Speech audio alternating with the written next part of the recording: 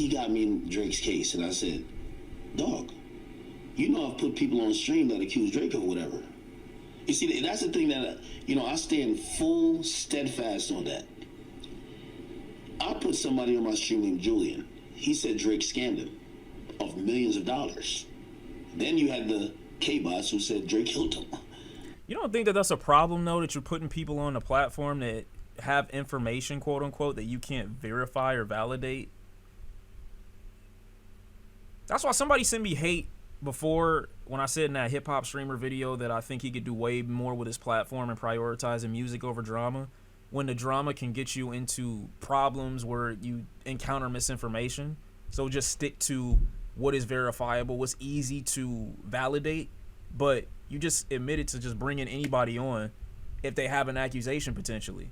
I mean, not just in Kendrick's case, but in Drake's case. You don't think that's a bad thing that you brought somebody on that just claimed that he wronged them in such a way with no evidence whatsoever? And maybe he did have evidence, I don't know, but like a little bit more vetting I feel like should be required before you land on such a popular platform. That didn't help Drake. But what am I? I'm a media outlet. So I was telling fair is fair. I was like, listen, the person who introduced me to the person who said that you paid for body streams, I said he's friends of, and I'm gonna redact names here. He's friends of people that y'all know, not friends of Drake. Because I don't know if y'all think he like planted him there. Then, and this is the last thing I said, I'm probably gonna get off. Dave Free had a moment. He asked me, he said, he said, what are you getting from this? He says, is he paying you? And that was the most insulting thing and I had conversations with these men for a while. But the very idea that I was like a purchasable commodity was so disgusting. I reminded him, I said, I've been doing.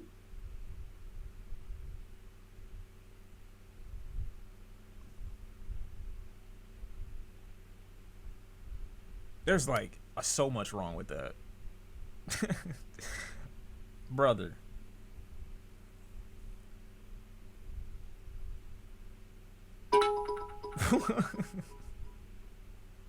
What I don't get is if you thought that way about somebody potentially accusing you of taking a payoff to be on Drake's side, why don't you think that somebody like Kendrick would be similarly insulted when you accuse him or have somebody on your platform that accuses him of botting? If that's how you feel about the concept that you're on somebody's side, just socially speaking, for optics, and you're getting payment off of it, what do you think it would do to somebody or their team or their associates for parading the idea that they needed, especially at his size and his success rate, to have this artificial intervention to inflate the popularity of his song where he's never gotten that accusation before until it came to Drake? What do you think his team would take an insult to as well if that's how you felt? See, like, I notice certain things when people come in contact with information, they either use it as a chance to either A, reflect, or B, defend. And like, when you always feel the need to just be offended by XYZ in the worst moments too, possibly, you never grow. When you don't reflect on certain things like that, I thought that would have been an amazing opportunity for him to think from that perspective and be like, damn, I get maybe why these niggas don't like what I was doing during the summer. I get why you think Drake would have paid me now, because I helped that narrative with no evidence for the entire summer. Anyone can buy Ak with a DoorDash gift card. Bro, y'all ain't see me not laugh. I don't find fat jokes funny. The funny thing is, when you just call a nigga fat, it gets more laughs out of me. Because, I mean, just so matter of fact about it. It's just like, why? Why say that? Because I can see it, but like, why you mention it like it wasn't visible? You get what I'm saying? Like, I know he be door dashing, okay? He didn't get this size for no reason. Did you think I was a cheap hoe that just could be bought? Well, then I asked the next question. You was doing all that for free? I don't think he realizes that they're not really entertaining the idea that you were bought.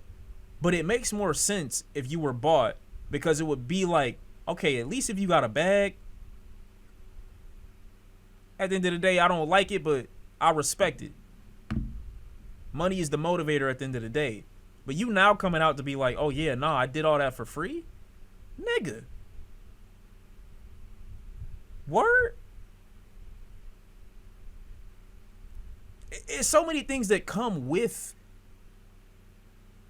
this allegiance to Drake that isn't just about being anti-Kendrick. Being pro-Drake, amidst that whole back and forth, you're also co-signing a lot of the shit that he did to other people outside of the TDE camp and outside of the Kendrick back and forth. He didn't call it a 20v1 for no reason. So it was mad other niggas that you would have to be against to be on his side in that regard. And so, like, when they talking about it, I feel like they're just asking, like, was it worth it? That, to me, is what they're asking. Not that you can be bought. Because, I mean, technically, any nigga can be bought, technically. I don't really think they'd be surprised if you did or didn't. But he can't be this damn dumb. You essentially admitted that you dick suck Drake for free. A man refuses to acknowledge you or even collab with you on your platform and just uses you whenever he sees fit. Get off your knees, nigga. I can't lie. I can't lie. I saw a tweet earlier, before I got on stream, where it said Kai Cenat was going to have Drake on his stream. It, to me, and I will give, like I said, Akademiks his credit. When I looked at, and I get it, we off the complex list, but at the end of the day, when I looked at the list, I really thought that Akademiks deserved the #1 hip hop streamer list award because of how long he's been in this, how many moments he's created, and how much controversy he's gotten in. As far as hip hop content creators go, he easily is one that stood the test of time, like the most. For Drake to purposefully induct himself with a dude like Aiden Ross and Kai Cenat, as opposed to a DJ Akademiks, somebody who basically historically has almost always been on his side. I'm not saying that that should make you resent him, but it should make you be like, all right, let me chill. XQC, like, what the fuck does XQC know about hip-hop? XQC, you mean to tell me you couldn't pull Drake? He didn't feel the need to show love to your platform? Well, if you're not getting paid by this guy, if Drake ain't paying you, why do you lean that much in that direction? And I was like, huh? I've never gotten, like, the people who I've defended the most, I've never gotten paid from. Now I have my platform benefited, of course. But, again, like, we don't do pay for play. Like, you can't buy my opinion. I've always said, the moment you can buy my opinion, I don't matter. The moment you could buy my opinion, I don't matter. Y'all seen Lil Baby was one of my favorite artists. He was my top 3 artists. The nigga dissed me on his album, and I just had to do it. I went on a whole campaign against it. I didn't want to do that. But that's integrity. No, it's not. That's ego. That's emotional. Now, I understand it. Don't get me wrong. That's completely understandable. Like Absol, for example. You don't have a problem with Absol. You never had a problem with Absol. He said something about you that I find to be understandable to be upset with, so you responded and said, you know what? Nah, that's not going to happen. That's not going to fly. But there was nothing like to manufacture negative feelings towards somebody that you otherwise don't have and saying that you didn't want to do it. Is it truly integrity, or is it just you having to do something because you feel like that's the standard that you have placed for yourself, or that's the standard that you feel like you should abide by? Because I'm not going to lie, bro. Hip-hop has created a lot of morals for you niggas. I've noticed that listening to music has made a lot of niggas who otherwise have never been into anything or done anything in their real life feel like now all of a sudden they got to stand on something because they've listened to hip-hop music. They've adopted the moral compass of whatever rapper they're listening to. So now they feel like they got to stand on something and look a certain way. It's for optics and shit like that. But in your real life, before you ever started listening to music, like, what was your stance on shit then? I was getting money with QC. I could have said, well, fuck that. The money's too good. Elaborate? I don't really think that needs an elaborate. Is elaboration a word, chat? Fuck. But regardless, I'm saying it like it was certain shit that, like I said, I'm not even trying to say it like that, bro. Please, everybody take your blinders off for a second and just chill.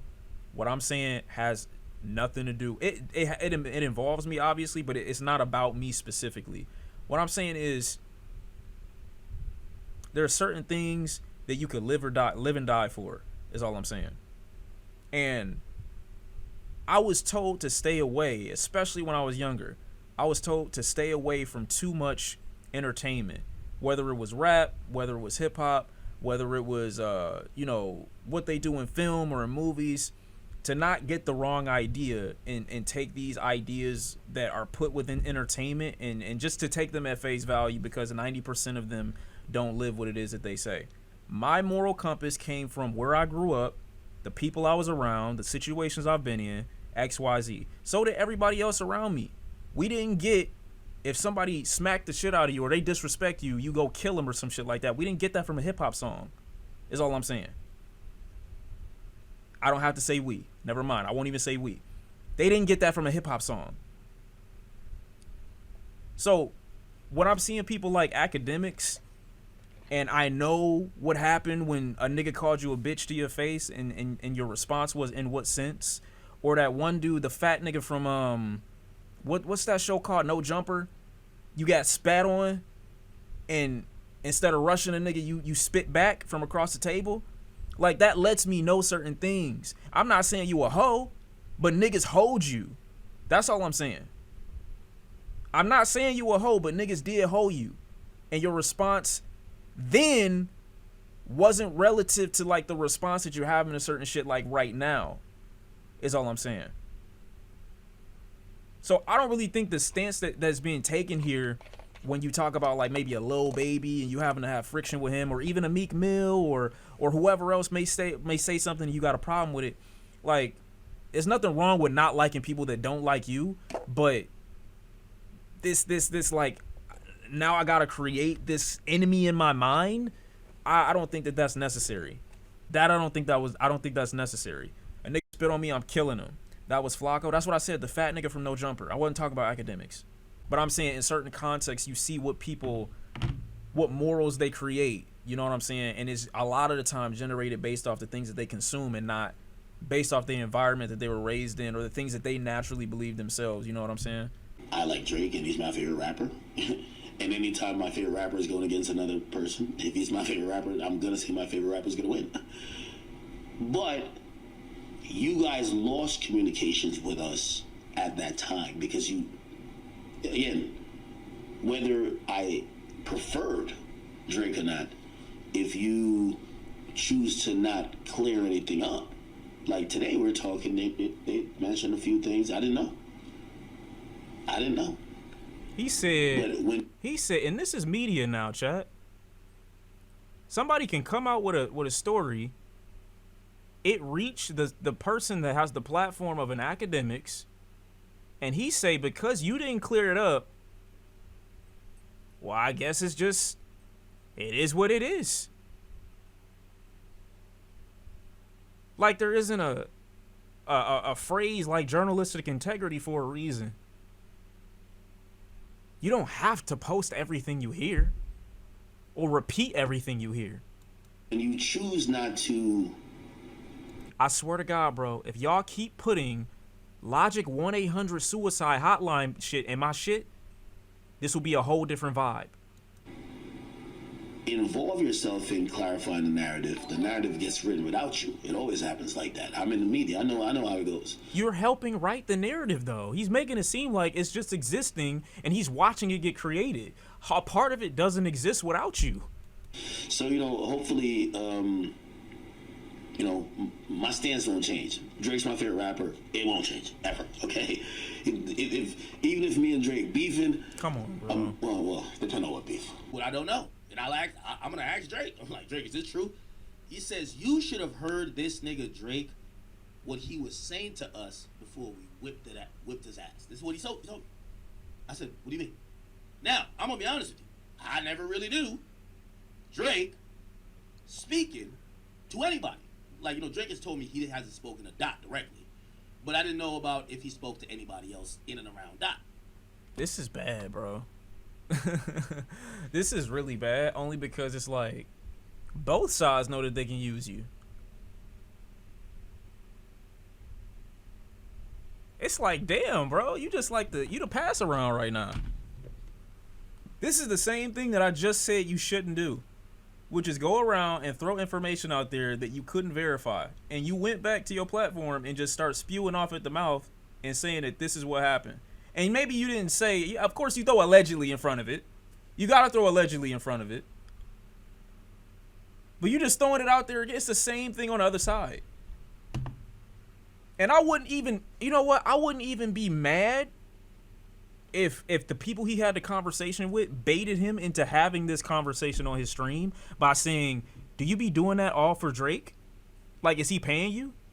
Just so that he could make it be known that he's not, and come back out with a story that kind of goes against Drake in a bit of a way. I wouldn't be upset, or that wouldn't like pass by my brain as if they didn't count on him wanting to disprove that. I'm not even gonna lie. Because how the fuck did you do the exact same thing that got you in trouble the first time? Anthony Saleh.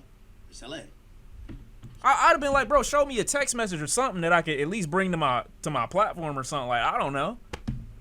Like, what are we doing? He confirms to me. You about to get in trouble with your mans. It's going down in here. I'm with the money team.